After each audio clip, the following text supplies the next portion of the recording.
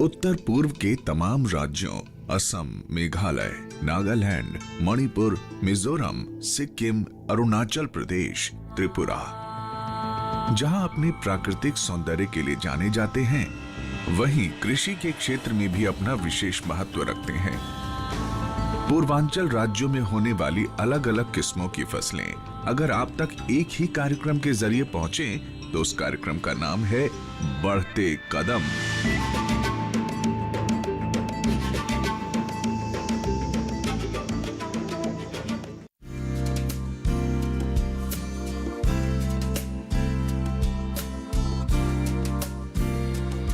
नागालैंड उत्तर पूर्व भारत के 8 राज्यों में से एक है, जिसकी अंतर्राष्ट्रीय सीमा म्यांमार के साथ है। इस राज्य का अधिकतर क्षेत्र पहाड़ी है। नागा पहाड़ियों की श्रृंखला ब्रह्मपुत्र घाटी से शुरू होकर 1800 मीटर तक म्यांमार की सीमा क्षेत्र तक जाती है। राज्य की सबसे ऊंची पर्वत चोटी माउंट सारामती की है, जिसकी ऊंचाई 3841 मीटर है। राज्य का एक विशाल क्षेत्र घने जंगलों से घिरा हुआ है। अगर इन जंगलों को विविध वनस्पतियों और जीवों का स्वर्ग कहा जाए तो गलत नहीं होगा। यहाँ की जलवायु हल्की है। नागालैंड में अर्ध सदाबहार उष्ण कटिबंधीय वनों से लेकर उपोष्ण कटिबंधीय तक विविध प्रकार के जंगल पाए जाते हैं। इसी प्रकार यही विभिन्नता इन वनों में इनकी स्थिति को लेकर भी है। ये वन कुछ 100 मीटर की ऊंचाई से लेकर 4000 मीटर की ऊंचाई तक फैले हुए हैं। नागालैंड में उष्ण कटिबंधीय और उपोष्ण कटिबंधीय दोनों ही प्रकार के फलों की पैदावार होती है, जैसे केला, पपीता, अनन्नास, सेब, नाशपाती, आलू बुखारा, स्ट्रॉबेरी और कीवी। लेकिन खास बात यह है कि यहाँ ये सभी फल ऑर्गेनिक तरीके से उगाए जाते हैं। इनकी खेती में किसी तरह का रसायन का प्रयोग नहीं किया जाता है। इसीलिए नागालैंड को फलों का स्वर्ग कहा जाता है। ऐसे ही हम पहुंचे आलू बुखारा के बगीचे में, जहां हमने कच्चे आलू बुखारा को पेड़ों पर लटकते हुए देखा। आलू बुखारे की खेती मध्यम ऊंचाई वाले क्षेत्रों में सफलतापूर्वक की जाती है। आलू बुखारे के पेड़ लगाए जाने के 5 से 6 साल के बाद फल देना शुरू करते हैं और 35 से 40 साल तक फल देते हैं। लेकिन अच्छी बात यह है कि आलू बुखारे की फसल इतनी अच्छी होती है कि पेड़ों की डालियां फल के बोझ से झुक जाती हैं और कभी-कभी तो बोझ से टूट भी जाती हैं, क्योंकि एक पेड़ लगभग 80 से 150 किलोग्राम आलू बुखारे का भार ही सहन कर सकता है।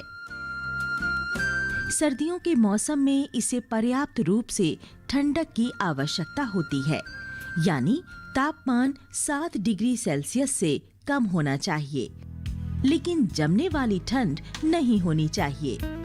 आमतौर पर आलू बुखारा 3 प्रकार का होता है: डैमसन आलू बुखारा, यूरोपियन आलू बुखारा और जापानी आलू बुखारा। लेकिन उत्तर पूर्व में जापानी आलू बुखारे की ही खेती की जाती है, जिसका वैज्ञानिक नाम प्रूनुस सालिसिना है।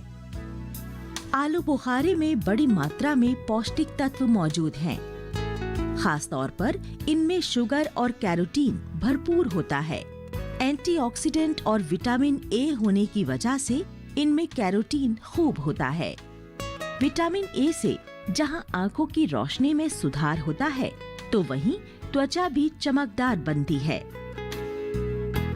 आलू बुखारे में खनिज भी काफी बड़ी मात्रा में पाए जाते हैं, जैसे पोटेशियम, फ्लोराइड, आयरन और विटामिन B1। वैसे तो अधिकतर ताजे और कच्चे आलू बुखारा ही खाए जाते हैं, लेकिन इनसे जैम, जेली, जूस और स्क्वैश जैसे मजेदार उत्पाद भी तैयार किए जाते हैं। जब ये सूख जाते हैं तो प्रून्स बन जाते हैं। आलू बुखारे के प्रून्स बहुत स्वादिष्ट होते हैं। प्रून पल्प और प्रून पेय पदार्थ ऐसे ही प्रून से तैयार किए जाते हैं।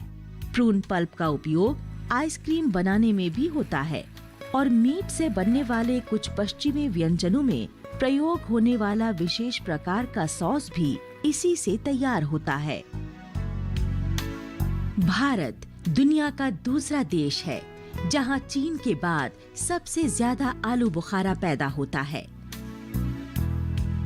ये नागालैंड के फेक जिले का एनहुलुमी गांव है। इस गांव की सबसे बड़ी विशेषता ये है कि यहाँ छतों पर खेती की जाती है। इस गांव में कुल 210 परिवार रहते हैं, जिनकी कुल आबादी 1370 है। यहाँ सन 2009 में आलू बुखारे की खेती शुरू की गई थी। गांव वालों ने अपनी आर्थिक स्थिति को सुधारने के लिए ही इस फल की खेती करने का संकल्प लिया था, क्योंकि एनहुलुमी का मौसम और यहाँ की दूसरी जलवायु परिस्थितियाँ इस फल की पैदावार के लिए अनुकूल थीं।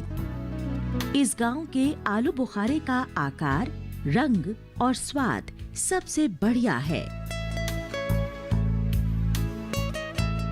हमारी अगली मंजिल थी लेक रोमी गांव, जो एनहुलुमी से 23 किलोमीटर दूर है।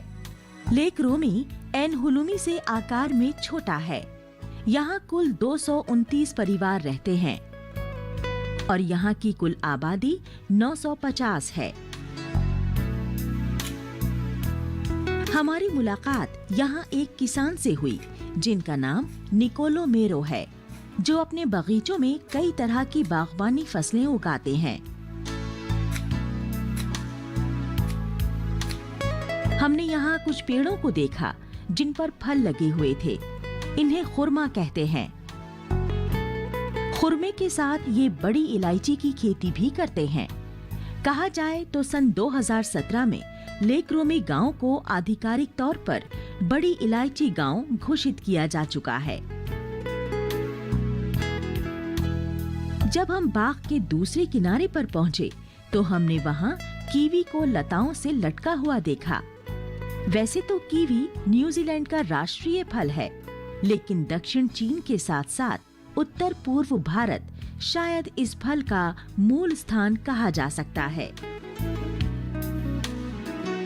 कीवी अपने एंटीऑक्सीडेंट के एक बड़े स्रोत के रूप में सारी दुनिया में जाना जाता है। यहाँ सेब के पेड़ भी लगे हुए हैं, लेकिन ज्यादा तादाद नाशपाती के पेड़ों की है। नाशपाती बहुत ही पौष्टिक फल है। अगर सेब और नाशपाती की आपस में तुलना की जाए तो दोनों में ही पोटेशियम, फास्फोरस और सोडियम समान मात्रा में पाया जाता है। लेकिन नाशपाती में आयरन, कैल्शियम, मैग्नीशियम और खास तौर पर कॉपर और जिंक अधिक मात्रा में होता है। इसलिए पौष्टिकता में कहा जाए तो विजेता नाशपाती को ही कहा जाएगा।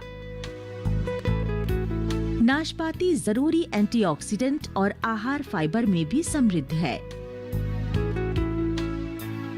निकोलो मेरो अपने बाग में शहद का उत्पादन भी कर रहे हैं।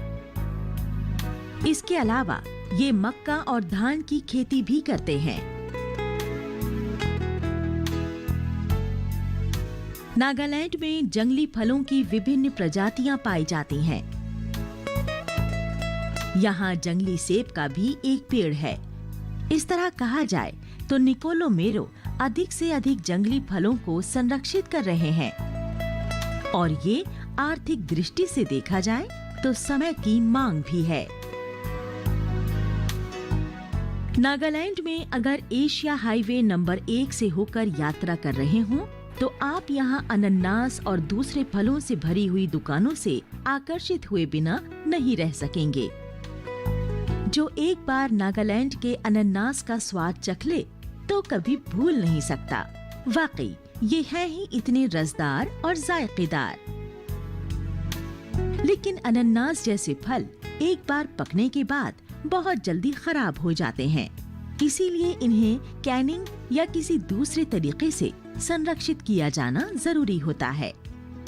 हम नागालैंड में ऐसे ही एक प्रोसेसिंग सेंटर पर गए, जहां अनानास की स्लाइसेस काटकर उन्हें केन में संरक्षित किया जाता है।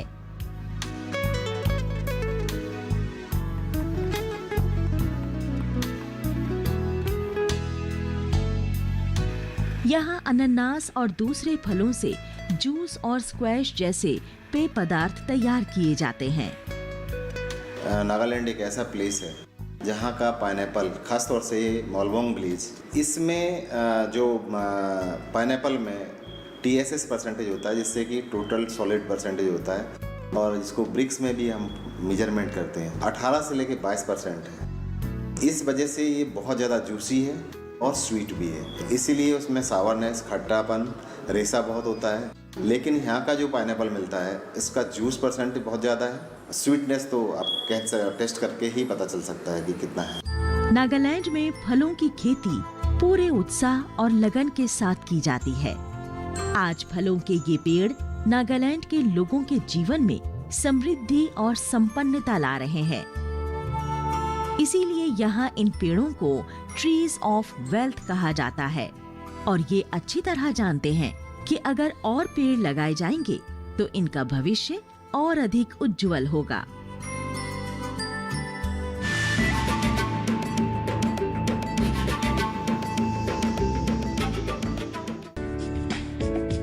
ये कामयाबी है अन्नदाता की।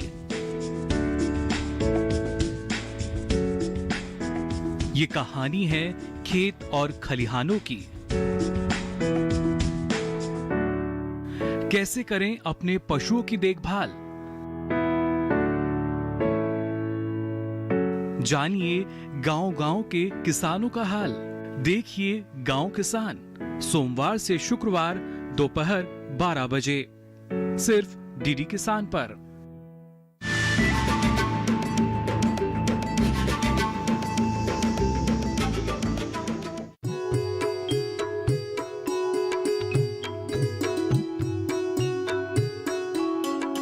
सर्दी आती है और चली जाती है, लेकिन जाने से पहले ये पीले रंग की चादर पूरे असम पर उड़ा जाती है।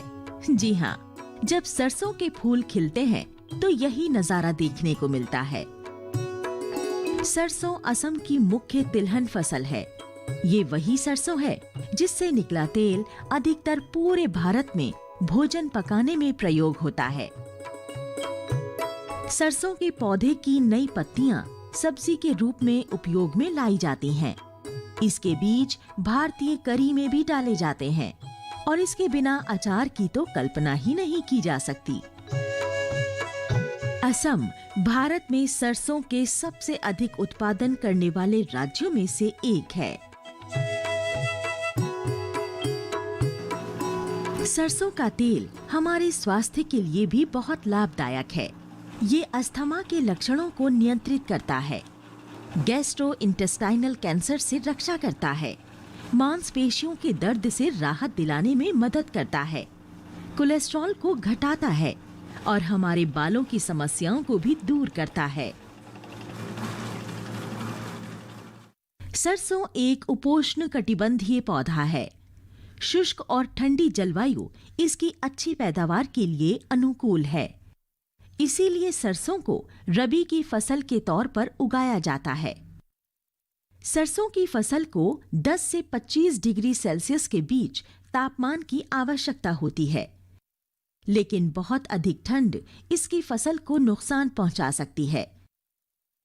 शहद की मक्खियों को सरसों की फसल के साथ पालना एक फायदे का सौदा साबित होता है, क्योंकि अगर आप ऐसा करते हैं तो इसकी पैदावार में वृद्धि होती है। हनी बी जो है वो हनी बी उनका बीज में ऑयल सीड का बीज में वो हनी बी रख कर वो इनकम ट्रिपल कर लिया, क्योंकि वो मस्टर्ड से भी मिला, ऑयल सीड से भी इनकम मिला, इसके बाद हनी बी से भी मिला। और हनी किया क्या, बी ने वो पोल्यूशन करके उनका उत्पादन बढ़ा दिया। सरसों की बुआई आमतौर पर सितंबर-अक्टूबर के महीने में की जाती है और फसल बुआई के 110 दिन से 140 दिनों में पककर तैयार हो जाती है। एक और सुंदर फूल जो सर्दी के मौसम में असम के खेतों की शोभा बढ़ाता है वो है अलसी का फूल। हालांकि ऐसा नहीं कि अलसी की मांग इसके फूल की वजह से है, बल्कि इसके बीजों की पौष्टिकता से है, जिसके कारण बहुत अधिक किसान इसकी खेती करते हैं। अलसी के बीजों में पोषक तत्वों की कोई कमी नहीं। केवल 1 चम्मच अलसी के बीजों में प्रोटीन, फाइबर और कुछ जरूरी विटामिन और खनिज भरपूर मात्रा में होते हैं। अलसी ओमेगा 3 फैटी एसिड का बहुत अच्छा स्रोत है और इसीलिए शाकाहारी लोगों को इसे आहार अनुपूरक के रूप में जरूर इस्तेमाल करना चाहिए। अलसी की बुआई सीधी रेखाओं में की जानी चाहिए। इसकी पंक्तियों के बीच 20 से 30 सेंटीमीटर का अंतर होना चाहिए और पौधों के बीच में 10 सेंटीमीटर का अंतर जरूरी है। एक और तिलहन है जिसे तिल का बीज कहा जाता है। इसका उपयोग असम के लोग मुख्य रूप से लड्डू और पीठा जैसे स्नैक्स बनाने में करते हैं। असम में ये एक छोटी फसल के तौर पर बहुत कम क्षेत्र पर उगाई जाती है, लेकिन तिल उष्ण कटिबंधीय और उपोष्ण कटिबंधीय क्षेत्रों के लिए एक महत्वपूर्ण तिलहन फसल है। तिल में तेल तत्व सबसे अधिक मात्रा में पाया जाता है, इसीलिए इसे सभी तिलहनों में राजा कहा जाता है। भारत, म्यांमार और चीन दुनिया में तिल के सबसे बड़े उत्पादक देश हैं।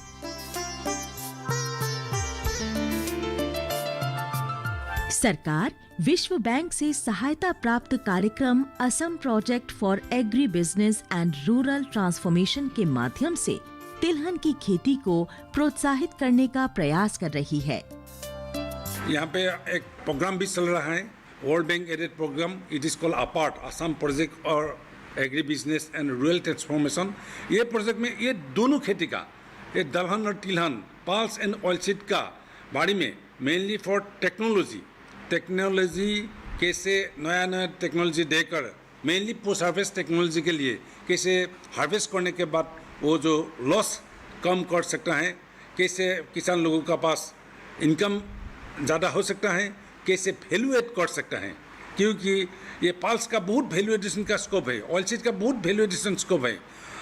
हमारा यहाँ से पल्स ऑयलसीड बाहर जाता है, यहाँ पे प्रोसेसिंग होकर फिर ऑयल यहाँ पे असम में आता है। लेकिन अभी नया नया एंटरप्रेन्योर आ रहा है, नया नया स्कीम से वो एंटरप्रेन्योर को सेल्फ एम्प्लॉयमेंट जनरेट करने के लिए उन लोगों का इनकरेज कर रहा है, कैपेसिटी बिल्डिंग कर रहा है।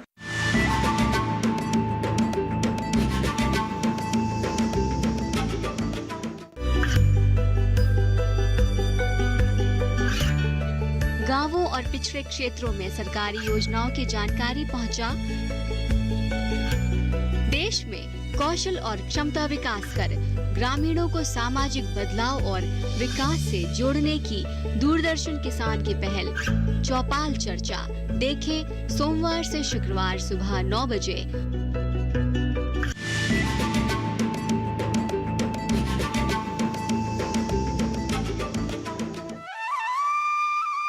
असम में रबी की फसल के रूप में कई प्रकार की दलहनी फसलें यानी दालें भी उगाई जाती हैं। इन दलहनी फसलों की खेती धान या दूसरी मुख्य फसलों की बुआई और कटाई के बीच की अवधि में की जाती है। हमें पोषण प्रदान करने में दलहनी फसलों का महत्वपूर्ण योगदान है। ये आहार प्रोटीन का सबसे बढ़िया और सस्ता स्रोत होने के साथ साथ मिट्टी के स्वास्थ्य का भी ख्याल रखती हैं। इसकी जड़ों में राइजोबिया नामक बैक्टीरिया होता है, जिस कारण इनका पौधा मिट्टी में नाइट्रोजन स्तर को बनाए रखता है और दूसरी मुख्य फसलों की अच्छी पैदावार के लिए मिट्टी की गुणवत्ता में भी सुधार करता है। हरी दाल, जिसे मूंग की दाल के तौर पर जाना जाता है, शायद असम में सबसे अधिक उगाई जाने वाली दाल है। भारत मूंग का मूल स्थान है और इस बात का पुरातात्विक प्रमाण भी मौजूद है कि लगभग 3500 साल पहले भी पूरे भारत में मूंग की खेती की जाती थी और यहीं से ये दाल बाद में चीन और दक्षिण पूर्व एशिया में फैल गई। मूंग की दाल में फोलेट, विटामिन B9 या फॉलिक एसिड भरपूर मात्रा में होते हैं। मूंग की दाल मानव शरीर में रक्त कणिकाओं को बनाने में मदद करती है, विशेष रूप से लाल रक्त कणिकाओं को।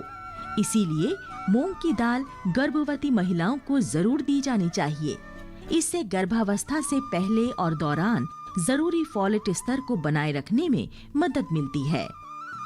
मूंग में एंटीऑक्सीडेंट की मात्रा भी भरपूर होती है, जिसे फ्लेवोनॉइड्स कहते हैं। ये protein, potassium, zinc, magnesium, phosphorus, vitamin B1 और आहार फाइबर का एक उत्कृष्ट स्रोत है।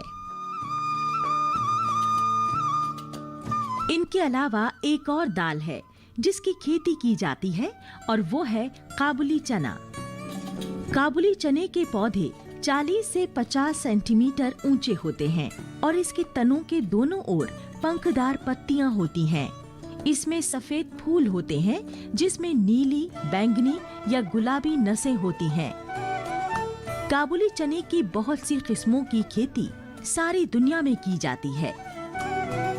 असम में इसकी जिस खास किस्म की खेती की जाती है वो है देसी चना या काला चना। काबुली चने में बहुत अधिक मात्रा में फाइबर और प्रोटीन तो होता ही है, ये आयरन, फास्फोरस और फॉलिक एसिड का भी एक अच्छा स्रोत है। पूरी दुनिया में काबुली चने का कुल उत्पादन लगभग 2 करोड़ मीट्रिक टन है और भारत दुनिया में कुल उत्पादित चने में अकेले ही 66% की हिस्सेदारी निभाता है। मटर, जिसे बाग मटर भी कहते हैं, लगभग पूरी दुनिया में इसकी खेती की जाती है।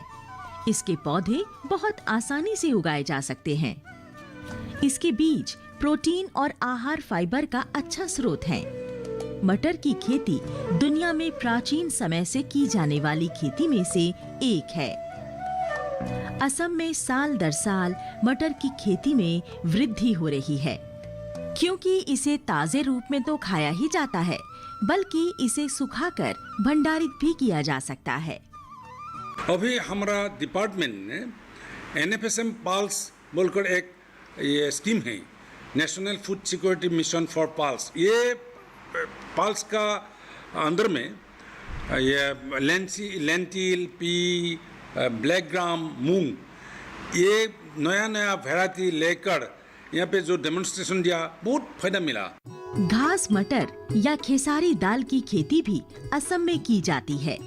खेसारी को गरीबों की दाल कहा जाता है, क्योंकि इसे जैसे पानी वाले स्थानों में उगाया जा सकता है, उसी तरह सूखे क्षेत्रों में पैदा किया जा सकता है।